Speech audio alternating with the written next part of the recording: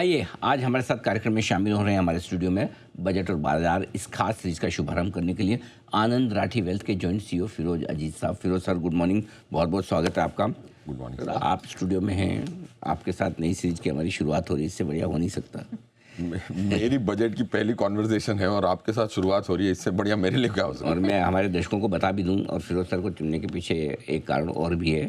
Firoz sir हमारे budget headquarters में हमारे साथ होंगे, बजट हमारे साथ देखेंगे, रियल टाइम बेसिस पे आपको विश्लेषण भी देंगे। पिछले साल की तरह इस बार भी हमारे साथ बजट जब पेश किया जाएगा, बजट के दिन 1 फरवरी को सुबह 10:30 बजे से हमारे साथ आप रहेंगे भी, तो पूरे बजट में भी आपका गाइडेंस हमें लगातार मिलता रहेगा। फिर सर बताएं, क्या उम्मीदें रखी जाए इस बार के बजट से? अनिल सर, उम्मीदों को अगर मैं ब्रेक डाउन करूं पर्सनल टैक्सेस के हिसाब से, इकोनॉमी के हिसाब से, फिस्कल प्रूडेंस के हिसाब से, तो हर चीज़ में मेरी हिसाब से दो चीज़ें होती हैं कि क्या होना चाहिए और क्या हो सकता है इस बार। राइट, आइडियली अगर आपको लगता है कि भाई अगर मेरी डिसीजन होती तो मैं क्या क्या करता, ऑफ कोर्स बहुत सारी अड़चने आती हैं, that is idealistic. Right, but मेरे हिसाब से अगर एक व्यूअर देख रहे हैं, पहले तो उनको अपनी टैक्सेशंस का एक बड़ा क्यूरियोसिटी होती है बजट से। तो उसमें एक चीज़ आपको उम्मीद करनी चाहिए कि भाई वापस जो ओल्ड टैक्स रिजीम है उसको और डेट्रीमेंटल बना दिया जाएगा। अच्छा, और डेट्रीमेंटल बनाया जाएगा, मतलब धीरे धीरे ओल्ड को ख़त्म ही करना है बेसिकली। 74% लोगों ने तो उसको न्यू में आ गए, एक्सेप्ट कर लिए। लास्ट टाइम वाला जो ब्रह्मास्त्र यूज़ किया कि भाई नए वाले में 12 लाख तक कोई टैक्स नहीं, that automatically eliminated 90% of all those sections. Correct. So that's one. तो अगर आप स्विमिंग अगेंस्ट द टाइड हैं, 26% में है, तो क्यों बहाव के अगेंस्ट जाना? Learn to surf in the flow of water, that's the first conclusion. From an economy stand point, बहुत सारी प्राइवेट में भी इन्वेस्टमेंट में है, but I think I will give it back to you. But economy में मेरे हिसाब से प्राइवेट इन्वेस्टमेंट्स को बूस्ट करना, मैन्युफैक्चरिंग को बूस्ट करना, कैपिटल एक्सपेंडिचर की जो एग्जीक्यूशन है उस पर फोकस करना, 12 लाख करोड़ पे ले जाना, और इनपुट की सब्सिडी को आउटपुट की सब्सिडी में तब्दील करना, ये सब रिफॉर्म से मेरी काफ़ी उम्मीदें हैं।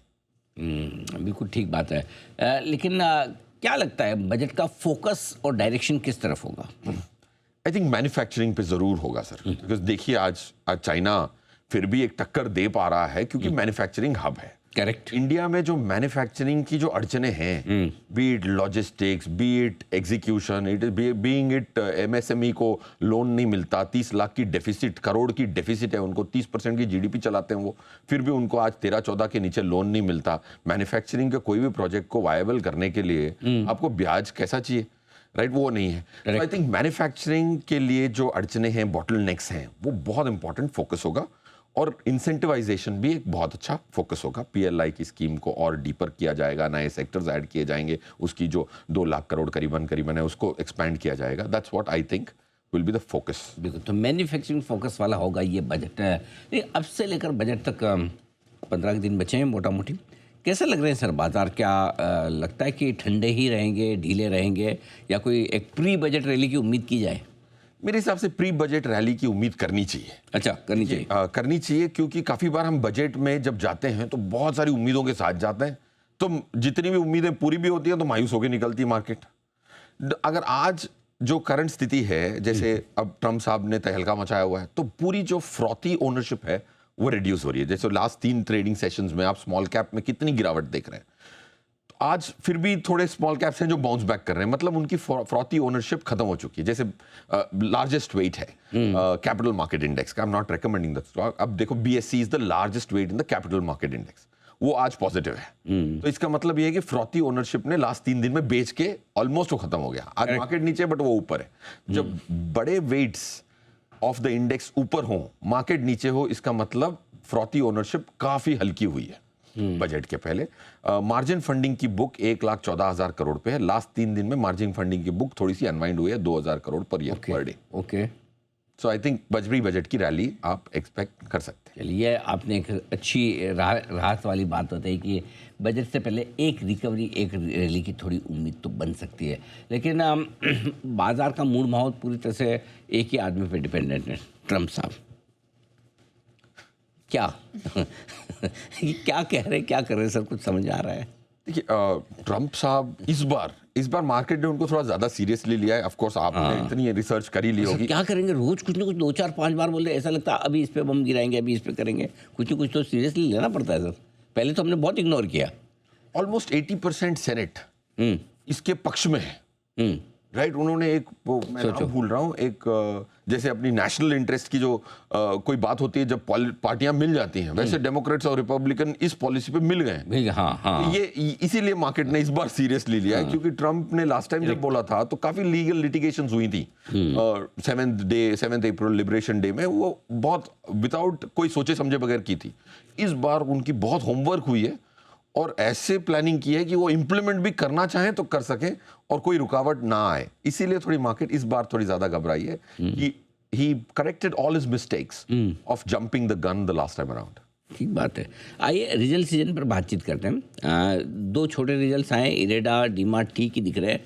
अब आज से आईटी कंपनियों के नतीजों की शुरुआत हो रही है। वैसे आपका भी कल ही आ रहा है, आज यस अनिल जी, कल आ रहा है। कल आपका राठी जी रिजल्ट। एक्साइटेड होते हैं हाँ, आपके शो में। मैंने कहा मैं आपके शो में नहीं होऊंगा, राठी जी अनिल सर से बात करते तो अलग ही माहौल रहता है, तो मैं कबाब में हड्डी दोनों क्यों के ना आप दोनों का मैं कल स्वागत है, हूँ। कोई सवाल ही नहीं है। बिल्कुल, हमें भी हर रिजल्ट पे आपसे बातचीत करके बहुत अच्छा लगता है।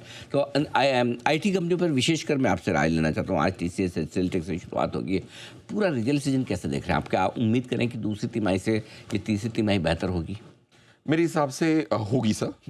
6% की निफ्टी की अर्निंग्स ग्रोथ आई सेकेंड क्वार्टर में, 11% की प्रीवियस क्वार्टर में आई। तो Q1 और Q2 मिला के ऑलमोस्ट 8.5% की एवरेज ग्रोथ। क्यों मैं वापस इस आंकड़े को बता रहा हूँ, क्योंकि वो निफ्टी के कॉन्स्टिट्यूएंट्स चेंज होते रहते हैं ना, तो एक गड़बड़ा जाता है मेरा नंबर, मैं हिसाब करता हूँ फिर कॉन्स्टिट्यूएंट बदल जाते हैं, राइट। तो क्योंकि 2 रिव्यू डेट्स होती हैं, जुलाई 31 की और जैन 31 की NSE की। तो इसीलिए वापस मैं आंकड़ा करके देखता हूँ। अभी मुझे 550 रुपए की अर्निंग्स की उम्मीद है 2 क्वार्टर में। राइट। क्या ये 550 रुपए होने की उम्मीद है? काफी अच्छी उम्मीद है। उसमें Q3 में कितना होगा, कितना Q4 को वो डी-रिस्क करेगा, ये एक क्वार्टर दूसरे को डी-रिस्क करेगा, बट इसकी समेशन का मैंने हिसाब किया तो मुझे लगता है कि ये समेशन 550 रुपए की होगी। अगरचे ये हो गई तो निफ्टी की इस साल की अर्निंग्स आ जाएगी 10.5 पे। ओके। 10.5 की अर्निंग आना मेरे हिसाब से after 1-2 loss making companies Nifty में घुसी हुई हैं, तो उनकी पीज हैं 1000-1500 की, उसके बावजूद अगर 10.5 की अर्निंग्स की ग्रोथ है तो मेरे हिसाब से अच्छा साल अर्निंग्स का निफ्टी पे है। NSE स्मॉल कैप में बहुत डाइवर्जेंट अर्निंग्स हैं, 63 स्टॉक्स बदल गए हैं NSE स्मॉल कैप 250 में, वहाँ तो बहुत ज़्यादा हिसाब करना पड़ता है, बट आई थिंक उसमें भी double digit returns in earnings growth की उम्मीद है। तो अर्निंग ग्रोथ बेहतर रहने की उम्मीद लेकर आप चल सकते हैं, ये मानना है फिरोज सर का। ये बहुत अच्छी बात है कि कम से कम थोड़ा ये तिमाही नतीजों के लिहाज से थोड़ी सी बेहतर रहनी ही चाहिए। आप तो एफएनओ डेटा को बहुत क्लोजली वॉच करते हैं, मतलब मेरे ख्याल से मैं दर्शकों को बताना भी चाहता हूँ, मार्केट के बहुत कम एक्सपर्ट्स ऐसे होंगे जिनको डेरिवेटिव्स के डेटा सारे उंगलियों पर एकदम ज़बान पे आप अभी पूछ लीजिए फिरोज सर को सारे याद मिलेंगे डेली बेसिस पे। सर ये बताएं कि 7.5% के आसपास एफआईएस की इंडेक्स फ्यूचर्स में लॉन्ग पोजीशन आकर बची, यानी कि 92.5% शॉर्ट बैठे हैं। पुट कॉल रेशियो 0.62 पर है निफ्टी का, तीनों सीरीज का मिला के। इतना सब कुछ है, मतलब फिर भी ये मार्केट ओवरसोल्ड क्यों नहीं होता? ओवरसोल्ड इसीलिए नहीं होता सर, मेरा तो ये मानना है, मैंने अपनी हाइपोथेसिस टेस्ट की। मेरे लिए तो necessity is the mother of invention. Structure product की अगर किताब हो आपके पास, तो डेरिवेटिव आपकी गोद में आके गिर गया, उसको बराबर से पढ़ना ही पड़ेगा आपको, करना ही पड़ेगा और कोई ऑप्शन नहीं। तो उसी चक्कर में सीखना पड़ गया और इसको इस पर नजर रखनी पड़ गई। ये बिल्कुल मैं भी बड़ा आश्चर्यचकित था कि यार ये इतनी शॉर्ट कवरिंग क्यों नहीं आ रही। खबरें आई, निफ्टी पीक पे चढ़ी 26,300 पे गई, उसके बाद तो शॉर्ट कवरिंग आनी ही थी। एक स्पीड ब्रेकर डाल दिया सेबी ने, ऑप्शंस की लिमिट कर दी 1,500 करोड़ पे लॉन्ग पोजीशन की। वो लॉन्ग पोजीशन की लिमिट जो है वो हमेशा किसी भी ट्रेडर की, बड़े ट्रेडर ही शॉर्ट कवरिंग को इंस्टिगेट कर सकते हैं। जैसे जेन स्ट्रीट का था, वो आराम से वो लॉन्ग कवरिंग शॉर्ट कवरिंग दोनों को ट्रिगर कर सकते थे अपनी डीप पॉकेट से। अब वो नहीं कर पाते। ओवरनाइट की पोजीशन 1,500 करोड़ की डेल्टा से ज्यादा एक इंसान नहीं होल्ड कर सकता। अगर उसको शॉर्ट कवरिंग ट्रिगर करनी है तो 20,000 करोड़ की नोशनल डेल्टा पे ले जाना पड़ेगा। उसकी वजह से शॉर्ट कवरिंग नहीं हो रही। कल भी सेबी के चेयरमैन साहब ने कहा कि हम डेरिवेटिव के डेटा को देख रहे हैं, हम ज्यादा बदलाव नहीं करना चाहते। मेरे हिसाब से नहीं करना चाहिए। ये 1500 करोड़ की जो लिमिट है, एक एब्सोल्यूट लिमिट, मतलब बड़े इंस्टीट्यूशन की भी उतनी लिमिट, रिटेलर की भी उतनी लिमिट, हर पैन की इतनी लिमिट, मेरे हिसाब से it has to be a proportion of the balance sheet, या एक अलग अलग लिमिट हो। उनको तरीका होना शॉर्ट कवरिंग पूरी होती। इंडिया की शॉर्ट कवरिंग, ट्रंप साहब को डीरिस्क करने का आपको सबसे इंपॉर्टेंट जरिया ये था कि भाई लॉन्ग को ओपन रखें। लॉन्ग एक नेचुरल ट्रेड है मार्केट में। देखो, सही बात शॉर्ट इज अ नॉट, आप गाड़ी बेचने से पहले खरीदते हैं, हाँ, गाड़ी खरीदने से पहले 4 गाड़ियां बेचता नहीं हूं मैं, सही बात है। राइट? तो आप शॉर्ट को लिमिट करें, समझ में आता है। घर स्टॉक मार्केट बाय नेचर तो इन्वेस्टमेंट के लिए बनाया है। इन्वेस्टमेंट, हाँ, उसको लॉन्ग को पोजीशन को लिमिट करना is a very rare thing in economies. उसकी वजह से शॉर्ट कवरिंग हो नहीं पा रही सर। ये लिमिट हट जाए ना तो शॉर्ट कवरिंग लेकिन ये लिमिट 26,300 सिर्फ लॉन्ग के लिए, शॉर्ट के लिए नहीं है। शॉर्ट के लिए इनफैक्ट अच्छी बात है कि 500 करोड़ रुपया है। वो तो लॉकडाउन के एक दिन पहले से है। वो लिमिट रह गई है 5 साल से। मैं तो शुक्र करता था कि बहुत अच्छा सर्कुलर है, इन्वेस्टर की मार्केट हो गई, ट्रेडर की मार्केट नहीं हुई, बट ये लॉन्ग का एक लिमिट आके उस सर्कुलर को नलिफाई कर दिया। बिल्कुल बिल्कुल। तो बड़ी इंटरेस्टिंग बात आपने और डीप रिसर्च के साथ कही। इस वजह से भी एग्रेसिव शॉर्ट कवरिंग आती नहीं है, छोटी मोटी आती है और निकल जाती है। फिर सर बहुत बहुत धन्यवाद, आपने समय दिया और विस्तार से बताया सर पूरे मार्केट के बारे में, डायरेक्शन के बारे में। जल्द आपसे फिर मुलाकात होगी। Thank you so much sir, शुक्रिया आपका।